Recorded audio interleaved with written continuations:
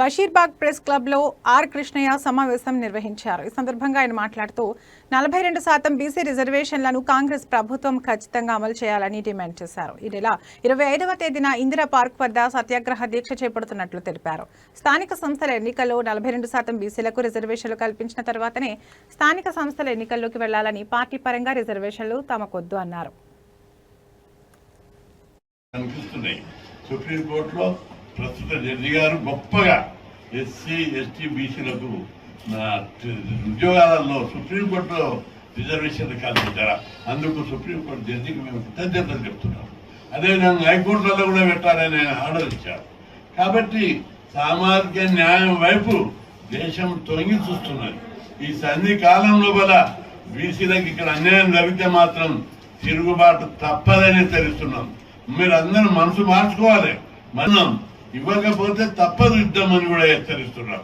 ఇప్పుడు మేము కూడా వెళ్తాం, బలంగా ఆరు చేద్దాం, కేసు గెలిస్తే ఓకే, గెలవకపోతే మళ్ళా అప్పుడు రాజ్యాంగ సవరణ కోసం అందరం పోరాడదాం, బంధులు చదువుదాం, రస్తారోకలు చేద్దాం.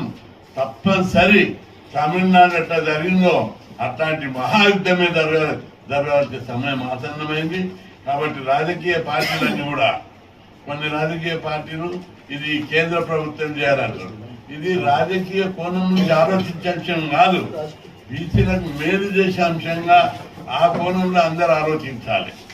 రాజకీయ కోణంలో బీజేపీ పడదు అని కొందరు, కేంద్ర ప్రభుత్వం మీద దొబ్బుదామని కొందరు, మేము సేఫ్ సైడ్ ఉన్నామని కొందరు, కొన్ని పార్టీల అగ్రకుల ఆధిపత్యం నుండి తప్పించుకునే మార్గాలు అనేకడానికి కొందరు, ఇది కేంద్రంలో పెట్టాలి, కొందరు రాజకీయ ప్రజలకు అన్యాయం చేస్తే మాత్రం సహించే ప్రశ్న లేదు.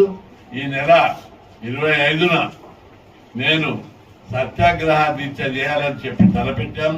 దీనికి అందరూ మద్దతు ఇవ్వాలని చెప్పి విజ్ఞప్తి చేస్తున్నా.